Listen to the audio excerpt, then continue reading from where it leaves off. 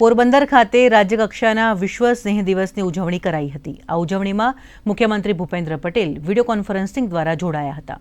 તેમણે જણાવ્યું કે એશિયાટિક સિંહ આપણી સમૃદ્ધ પ્રાકૃતિક વિરાસત અને સંસ્કૃતિનું જીવંત પ્રતીક છે।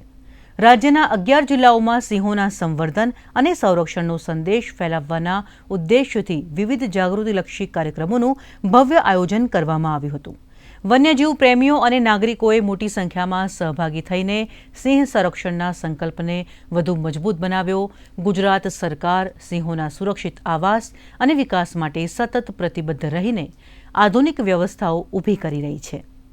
સમગ્ર વિશ્વમાં આજે મુક્ત અવસ્થામાં વસતા એશિયાટિક સિંહોનું ઘર એકમાત્ર ગુજરાત છે।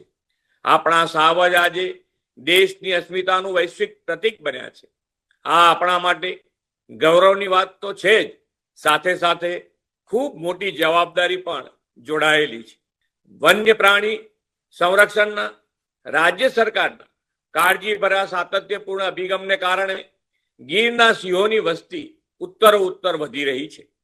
સિંહોની સંખ્યા 891 થઈ છે। આ વધતી વસ્તી આપણા માટે ગૌરવની વાત છે। આધુનિક ટેકનોલોજી, વૈજ્ઞાનિક સંશોધન, લોકોની ભાગીદારી અને અસરકારક વહીવટ એમ 4 સ્તંભો પર ગુજરાતમાં વન્યજીવ સંરક્ષણનું આગવું મોડેલ વડાપ્રધાનશ્રીની પ્રેરણાથી ઊભું થયું છે।